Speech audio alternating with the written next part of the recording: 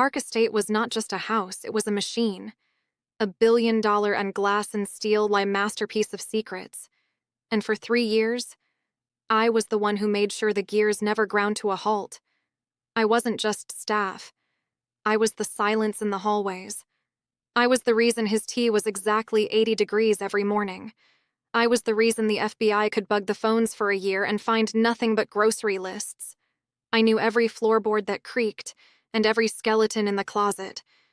But most importantly, I knew him. Park G1, the man the papers called a philanthropist, and the streets called the Winter King. He was cold, precise, and dangerous. People think power is about shouting. It's not. True power is when you walk into a room, and everyone else forgets how to breathe. G1 had that. And I was the only one who didn't let my hands shake when I served him. He noticed. He never said it, but he noticed. He would watch me from the doorway of the study, his jacket off, sleeves rolled up, arms crossed. He wouldn't say a word. He would just watch me organize his life. That was our dance.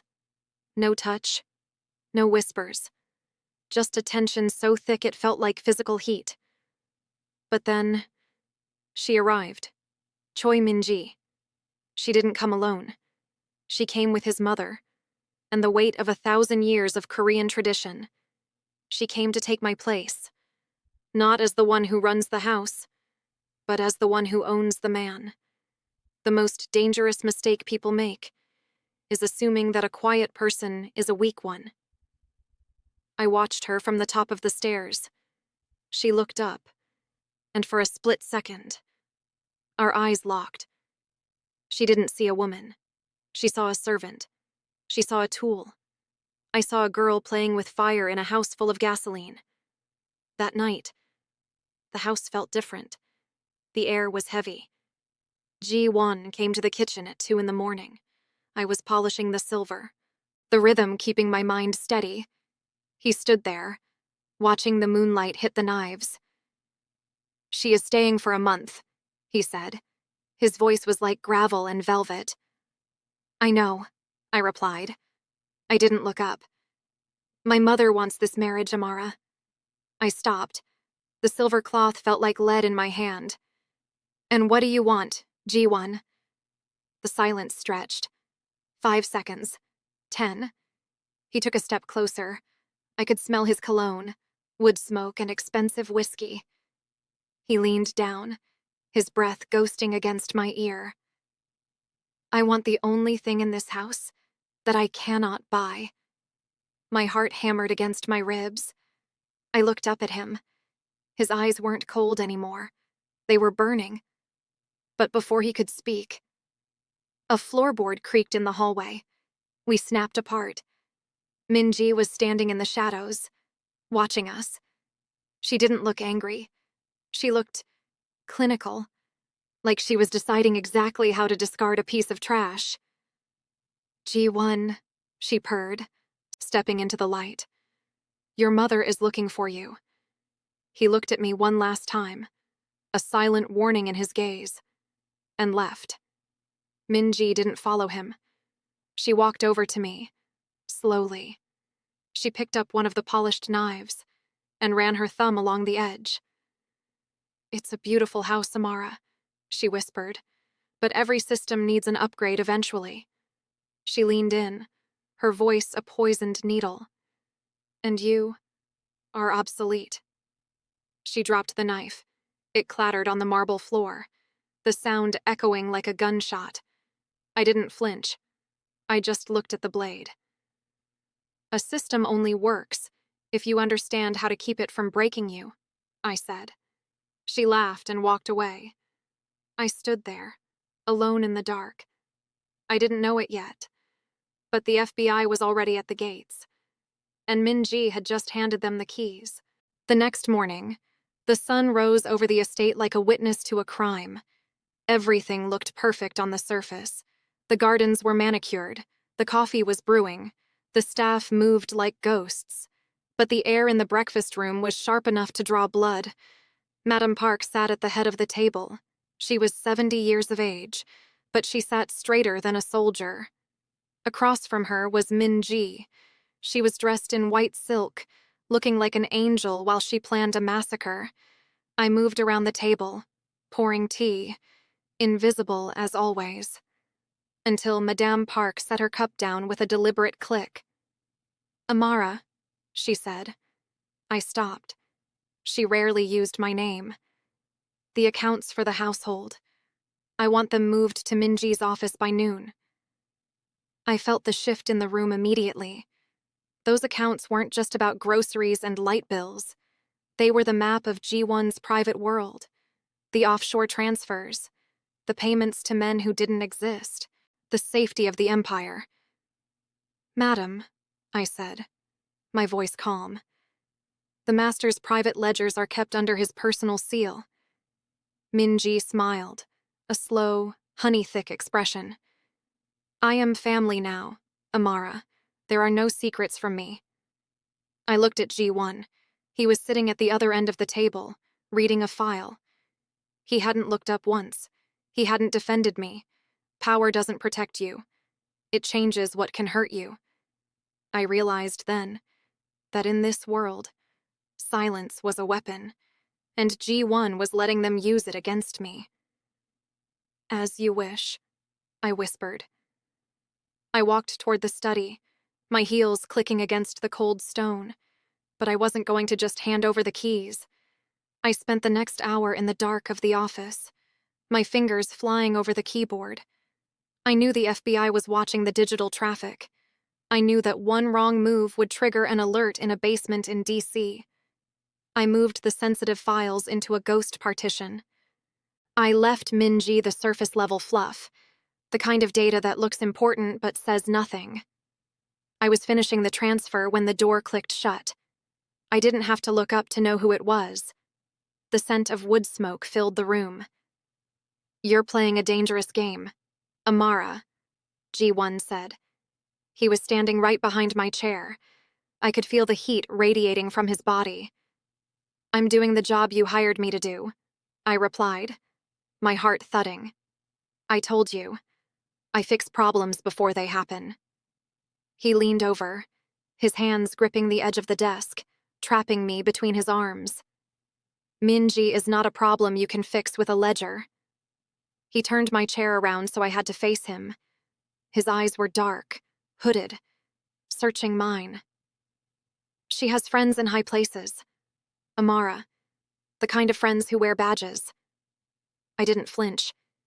"Is that why you're marrying her? For protection?" He didn't answer. Instead, he reached out. His fingers brushed my jaw, a touch so light it felt like a dream. "I am trying to keep you alive," he whispered. "Then stop treating me like a servant and start treating me like an ally," I snapped. For a second, the mask slipped. I saw the hunger in him, the raw, desperate need to drop the weight of the crown and just be a man. He leaned in, his lips inches from mine. "If I make you my ally, you become a target. Is that what you want?" "I've been a target since the day I walked into this house," I said. The tension was a physical cord, pulling us closer, until we were breathing the same air. Then, the intercom buzzed. "Master G1, the investigators are at the front gate. They have a warrant." G1 froze. His hand dropped from my face. The coldness returned instantly. The Winter King was back. He looked at the screen, then back at me. "Hide the drive," he commanded. "Where?" He looked at me, a dark, twisted smile touching his lips. "On you. They won't touch the staff. Not yet." He grabbed a small black USB from the desk and pressed it into my palm. It was warm from his grip. "If they find this, we both burn." He walked out of the room without another word. I stood there, the weight of a billion-dollar empire sitting in the palm of my hand. I tucked the drive into the lining of my uniform, right against my skin. I walked out into the hallway just as the front doors burst open. Men in suits flooded the foyer, and standing at the top of the stairs, watching it all with a satisfied smirk, was Min-ji. She didn't want the house. She wanted to be the one who rebuilt it from the ashes. And she was starting with me. The hallway smelled of ozone and damp wool as the federal agents moved in. Their boots didn't care about the hand-woven rugs. They didn't care about the history of this house. They only cared about the kill. I stood by the grandfather clock, my hands clasped in front of me, a perfect picture of submissive service. But under my skin, the USB drive felt like a branding iron. It was tucked into the lace of my corset, hidden where no man would dare look without a warrant. "Check the library! Check the basement!" The lead agent was a man named Miller. He had eyes like a shark and a smile that never reached them. He stopped in front of me, his chest inches from mine. "You," he barked. "The one who sees everything. Where does he keep the hard copies?" I looked at him, my expression as blank as a fresh sheet of paper. "I'm sorry, sir. I only manage the linens and the kitchen. I wouldn't know about business." From the landing above, I heard a sharp, melodic laugh. Min-ji was leaning over the railing, a glass of sparkling water in her hand. "Oh, Amara, don't be so modest," she called down. The agent looked up, his interest piqued. "She's the heart of this house. Agent Miller," Min-ji continued, her voice dripping with fake concern. "She handles everything. She even has her own key to the master's private safe. Don't you, dear? The most dangerous mistake you can make is assuming your enemy will play by the rules." Min-ji wasn't trying to help them. She was trying to see if I would break.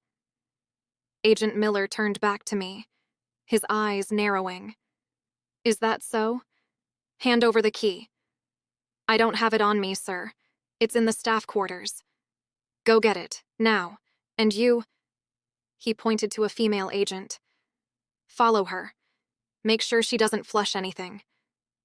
My heart did a slow, heavy roll in my chest.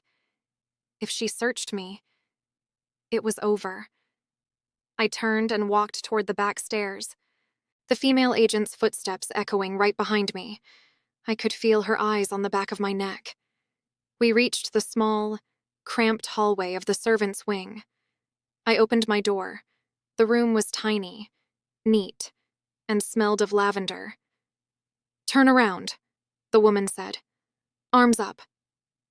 I did as I was told. My breath was shallow, my mind racing through every possible exit. Her hands started at my shoulders. They moved down my arms, my waist. She was inches away from the drive. Suddenly, a crash echoed from the main house. Then, a scream. The agent froze. She looked toward the door, her radio crackling with static. "All units to the foyer. We have a medical emergency. Madam Park has collapsed."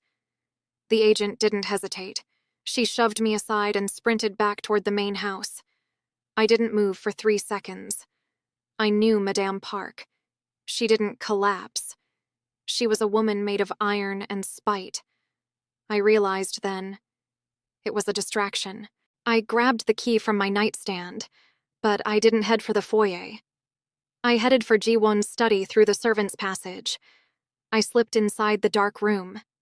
The smell of his cigars hung in the air, comforting and terrifying all at once. I went to the safe hidden behind the portrait of his grandfather. My hands were shaking as I punched in the code.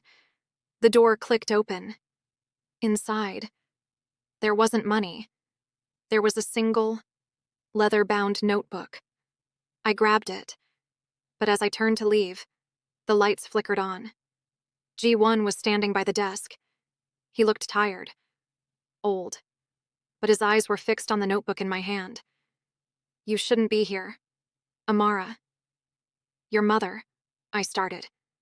"She's fine. It was a staged incident to clear the hallway." He stepped closer, the shadows stretching across his face. "Give me the book." "No," I said, stepping back. "This is what they're looking for. isn't it? This is the evidence. It's my life, Amara, and yours, if you keep holding it. I looked at the book, then at the man I had served, and secretly loved, for 3 years. I didn't stay here for the paycheck. G1. I stayed for the man I thought you were. He grabbed my wrist, his grip firm but not painful. The man you thought I was died a long time ago. Now, there is only the king. Then the king is about to lose his throne, I whispered. Before he could respond, the door handle turned. Minji walked in, followed by Agent Miller. She looked at our joined hands, then at the book I was clutching. Well, she said, her voice a purr of pure victory. It looks like the maid has been doing more than just cleaning the floors. She looked at Miller and smiled. I believe that's the evidence you've been looking for. And I believe she was trying to steal it for herself. The most dangerous mistake people make is thinking that loyalty is a one-way street. I looked at G1. He looked at me. And in that moment, he had to choose. The Empire, or the ghost. The silence in the room was heavy, suffocating, like the moments before a storm breaks. Agent Miller stepped forward, his hand reaching for the notebook. Hand it over, sweetheart. Slowly. I looked at G1. His face was a mask of cold stone, the Winter King in his purest form. This was the moment. The moment where the billion-dollar empire and the woman who kept it running were balanced on a knife's edge. G1 reached out, but he didn't take the book. He placed his hand over mine, forcing my fingers to grip the leather tighter. This notebook, G1 said, his voice echoing with a power that made Miller hesitate, is not evidence of a crime. Minji's smile faltered. G1, don't be a fool. We all saw her taking it from the safe. G1 turned his gaze to her, and for the first time, I saw him look at her with absolute, chilling disgust. She was taking it, because I told her to. He looked back at Miller. This is the household inventory. Every piece of art, every bottle of wine, every gift my family has received for 50 years. He leaned in, his eyes drilling into the agent. If you want to read about my collection of 19th century porcelain, be my guest. But if you touch her, you better have a signed order from a judge I haven't bought yet. Miller's jaw tightened. He looked at the book, then at Min-ji. The doubt was starting to bleed through his professional exterior. Search it, Miller commanded the female agent who had just entered the room. She took the book and flipped through the pages. Her face fell. It's just lists, sir. Dates, descriptions, values. No names, no bank accounts. Minji's glass of water hit the floor. The crystal shattered, sending shards flying across the marble. That's impossible. I saw the files. I saw the transfers. You saw what I wanted you to see. Minji, I said, stepping out from behind Ji-won't's shadow. Power doesn't belong to the one who takes it. It belongs to the one who understands it. I looked her dead in the eyes. You spent so much time looking down at me. You forgot that I'm the one who controls the view. Miller realized he had been played. He signaled his men. We're done here, for now.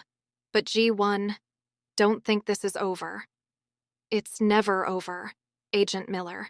That's what makes it a business, G1 replied. The agents filed out, leaving a trail of wreckage and broken pride. Minji was trembling.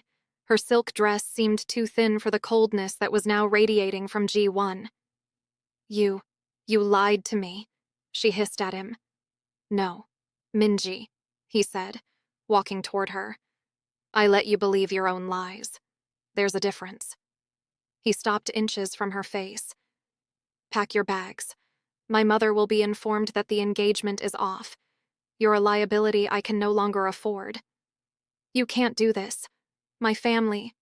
The merger. Your family will understand that you failed.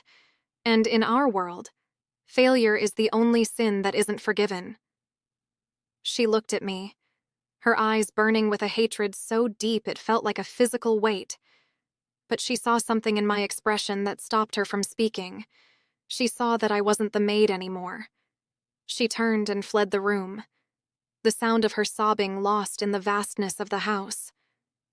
I stood there, the adrenaline finally starting to fade. I felt the USB drive still pressed against my skin, the real evidence, the real power. G1 turned to me. He didn't say thank you. He didn't apologize. He just walked over and took the drive from the hidden pocket of my uniform. His fingers lingered against my waist for a second longer than necessary. That was my first mistake. Amara, he whispered. What? Thinking I could keep you out of the fire. He looked at the small black drive in his hand. You saved me today, but you should know. The fire only gets hotter from here. I know, I said, but I'm the one who manages the temperature. Remember? He laughed, a low, dark sound that sent shivers down my spine. He pulled me into him, his arms wrapping around me with a desperate, sudden intensity. Everything changed after that, I said, my voice reflecting the woman I would become years later.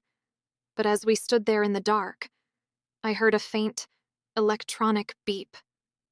I looked at the desk. A small, red light was blinking on the underside of his computer. Miller hadn't left empty-handed. He had left a bug, and every word we had just said was being recorded. The most dangerous mistake people make is celebrating the victory before the war is actually over. I didn't move. My heart was a frantic bird, trapped in the cage of my ribs. G1 felt the change in my body instantly. He followed my gaze to the desk, to that tiny, pulsing, red heartbeat of a light.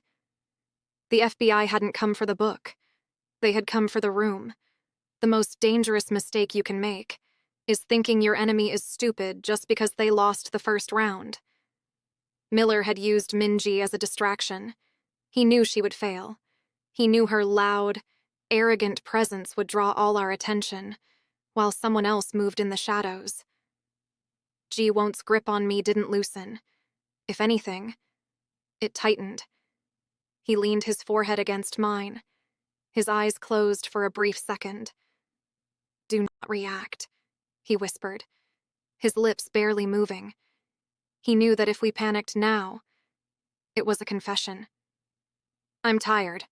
Amara, he said loudly, his voice returning to that bored, wealthy cadence. Make sure the study is cleaned before morning. The agents left a mess.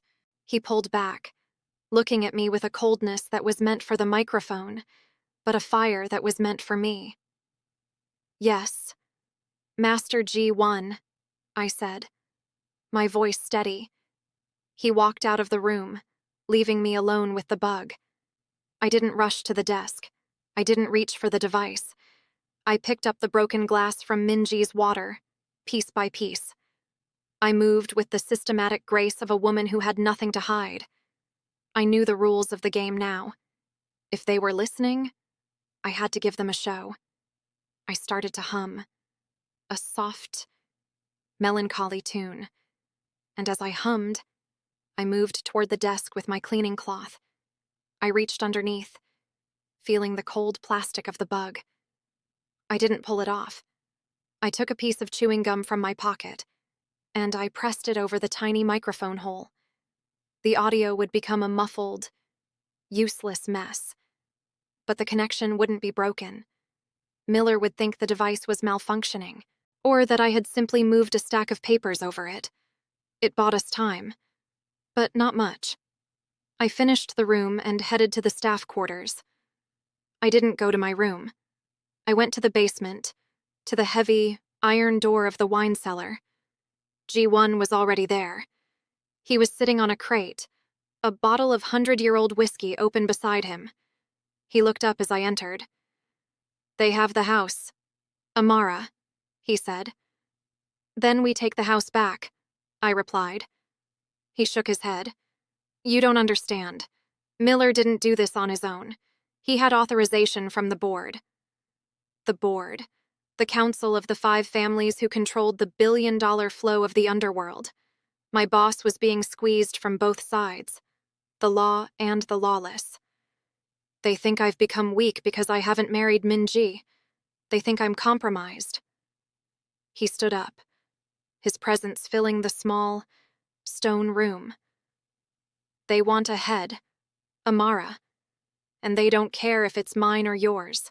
The most dangerous mistake people make is thinking that money can buy safety. In this world, money is just a way to pay for the rope they hang you with. "I can scrub the data," I said, stepping closer to him. "I can make it look like Minji was the one leaking information to the FBI. I can frame the predator." G1 looked at me, a dark, twisted admiration in his eyes.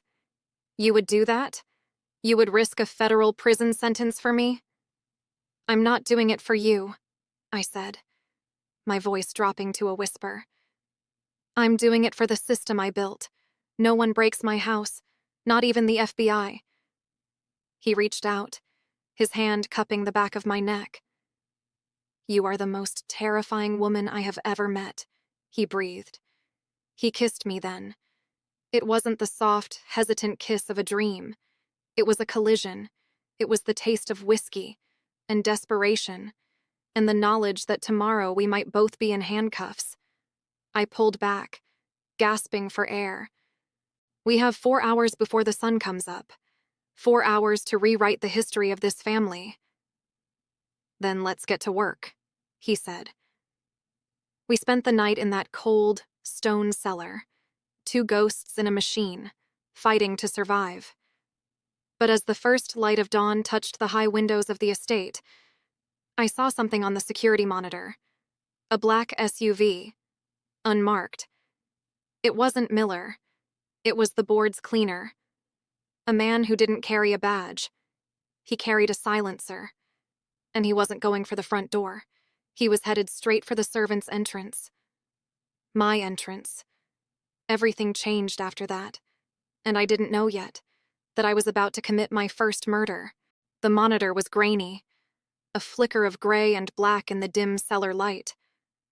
But I saw him. He didn't move like a cop. Cops move with the weight of the law, heavy and loud. This man moved like smoke. He reached the servants' entrance, the door I had polished every morning for 3 years, and he didn't even have to break the lock. He had a key. My stomach turned into a block of ice. Only 3 people had that key. G1, myself, and his mother. The most dangerous mistake you can make is assuming blood is thicker than power. "G1, I whispered, pointing at the screen.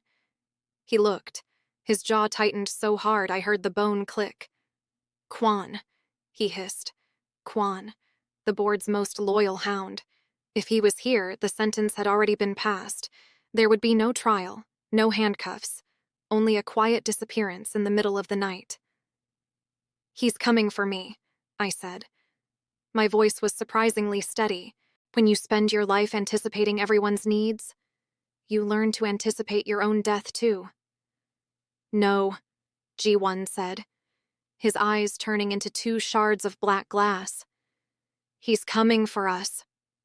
He grabbed a heavy, iron fire poker from the corner of the cellar. He looked at me, his face a mask of primal protection. "Stay behind the wine racks. Do not make a sound. I am not a victim. G1. I reached into my apron pocket. I didn't have a gun. I didn't have an iron rod. I had a heavy, crystal decanter stopper, solid and jagged at the end. And I had a bottle of industrial-strength floor degreaser. Power doesn't protect you. It's what you do when you're powerless that defines you. The cellar door creaked. A soft, rhythmic thud of leather soles on stone. Quan was inside. The smell of his cigarettes preceded him, a cheap, chemical scent that fouled the air of my clean cellar. Master G1. Kwan's voice was a sandpaper rasp. Your mother sends her regrets. She says, the shape of the family must be preserved. G1 stepped into the center of the room, the fire poker low at his side. My mother is a woman of the past. Kwan, you should have checked the weather before you stepped into the winter. Kwan laughed, a dry, rattling sound. He raised a suppressed pistol. He didn't hesitate. He didn't give a speech. He pulled the trigger. The sound was a soft, metallic cough. G1 dove behind a wooden crate, the bullet splintering the oak inches from his head. Kwan moved forward, his focus entirely on the king. He didn't see the ghost. I didn't wait. I stepped out from behind the rack of 1945 Bordeaux. I threw the degreaser, not at him, but at the floor right beneath his feet. The marble became a skating rink of slick, chemical slime. Kwan's lead foot slipped. His arms flailed as he fought for balance. I didn't give him a second. I lunged forward, the crystal stopper gripped in both hands. I swung with every ounce of the 3 years of suppressed rage I had carried in this house. The crystal met his temple with a sickening, wet crunch. He hit the floor hard, the gun skittering across the stone. I stood over him, gasping for air, my hands covered in a spray of dark, hot red. I looked down at the man who had come to end my life. He wasn't a monster. He was just an employee, doing a job, just like I was. That was the moment I realized. There is no such thing as a clean life in a dirty world. G1 crawled out from behind the crates. He looked at Kwan, then at me. His eyes were wide, a mixture of horror and a new, terrifying kind of love. Amara. He had the key. G1, I said, my voice shaking now. Your mother gave him the key. He stood up, slowly. He walked over to me and took the crystal from my hand. It was stained pink. Everything changed after that, I said. The older version of me closing my eyes at the memory. G1 looked at the body, then at the security monitor. The black SUV was still idling at the gate. They'll be waiting for him to signal, G1 said. If he doesn't, they'll send the rest. He looked at me, his expression turning into something I had never seen before. A total, absolute surrender. We have to leave. Now. Not as master and servant. Then as what? He took my blood-stained hand in his. As the people who are going to burn this empire to the ground and build something better on the ashes. He didn't know it yet, but the FBI was still listening through the bug upstairs, and the recording of Kwan's death was already being uploaded to Miller's server. I had saved our lives, but I had just given the law exactly what they needed to bury us forever. The basement was cold, but the air between us was electric. We had a dead man on the floor and $1 billion betrayal at the front gate. Most people would have crumbled. But I was a woman who had spent my life fixing things, and I was just getting started. G1, I said, stepping over the body. The bug upstairs. It heard the shot. It heard Kwan's voice. He looked at the ceiling, then back at me. Miller has the audio. He has proof of a struggle, a hitman, and likely your involvement. He reached into his pocket and pulled out a small, silver lighter. He didn't look like a man who was afraid. He looked like a man who had finally been set free. If the FBI wants a show, we'll give them a finale, he said. He walked over to the vintage wine racks, the ones worth more than a small mansion. He didn't hesitate. He smashed the first bottle. The red liquid bled across the floor, mixing with Kwan's life force. Amara, in this world, you can either be the one holding the broom or the one lighting the match. I looked at the whiskey he had left on the crate. I picked it up, and I poured it over the ledger he had called his life. I'm done cleaning up other people's messes, I whispered. We moved through the house like shadows. We didn't take jewels. We didn't take cash. We took the hard drives, the real maps of the empire, and we doused the curtains in the study with high-proof spirits. I stopped in front of the grandfather clock in the foyer. The FBI would be here in 10 minutes. The board's backup would be here in 5. Everything changed after that, I said, my future self feeling the heat on my face even now. G1 stood by the front door, the lighter in his hand. He looked at me, his hair disheveled, his eyes burning with a dark, beautiful madness. Are you ready to be a ghost, Amara Gray? I've been a ghost for 3 years. G1, it's time I became a haunting. He flicked the lighter.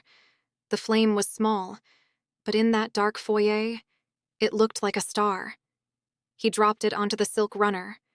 The fire didn't just catch. It roared.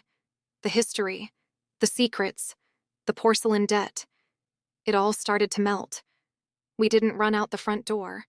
We went through the laundry chute, a secret passage I had discovered while mapping the house's vents.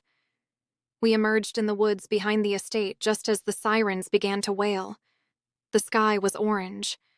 The park estate, the fortress of the Winter King, was a torch in the night. We stood at the edge of the tree line, watching the black SUVs arrive.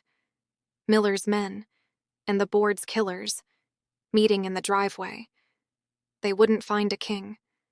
They wouldn't find a maid. They would find a pile of ash and a dead hitman who shouldn't have been there. Where do we go now? I asked. G1 looked at me, and for the first time, he didn't look like my boss. He looked like my partner. The FBI has the recording of Kwan, he said. They think they have us, but they don't know that I have the recordings of the board members who ordered the hit. He pulled a second USB drive from his collar, one he had never mentioned. The only thing more dangerous than a man with power is a man with nothing left to lose. He leaned in, his lips brushing mine in the cool night air. And a woman who knows where all the bodies are buried.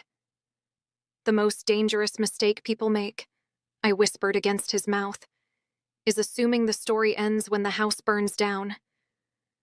I felt the weight of the files in my pocket.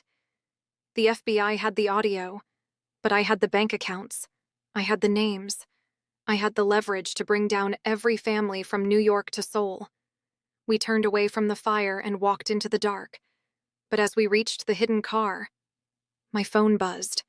A private number. I answered. Amara. The voice was cold, ancient, and chillingly calm. It was Madame Park. You think you've won because you have his heart, but you've forgotten one thing. What's that? I asked, my grip tightening on the phone. I didn't give Kwan the key because I wanted you dead. I gave him the key because he was the only one who knew where your brother was being held. My blood turned to lead. My brother. The one person I had kept hidden from this world. The one person they weren't supposed to know about. If the house is gone, Amara, then so is his protection. The line went dead. I looked at G1. He saw the look on my face. The victory died in an instant. The war hadn't ended. It had just moved to a territory I wasn't prepared to fight in. Ready for the next move? G1 asked, sensing the shift. I looked at the burning house, then at the road ahead. The next move isn't a move, I said. It's an execution. The smell of my burning life was still in my hair, but the scent of my brother's blood was all I could taste. Madame Park didn't play for money. She played for souls. G1 saw the color drain from my face. He didn't ask what she said. He didn't have to. He saw the phone in my shaking hand and the fire in my eyes. She has Leo, I whispered. The name felt like a sin in the cold night air. Ji-won's expression didn't shift into pity. It shifted into a jagged, murderous intent. "The most dangerous mistake people make is thinking they can use my family to hurt me," he said. "He isn't your family. G1. He's mine. And he's innocent. In this world, innocence is just a lack of opportunity," he replied. He opened the door of the black sedan hidden under the brush. "Get in. We have 3 hours before they realize we aren't in that basement. Power doesn't protect you. It only changes the size of the target on your back." We drove through the back roads of the city, the skyline of the billion-dollar empire glowing in the distance. G1 was on his encrypted burner, barked orders in Korean. He wasn't the Winter King anymore. He was a god of war. "The FBI will be tracking your phone. Amara, throw it out the window." I didn't hesitate.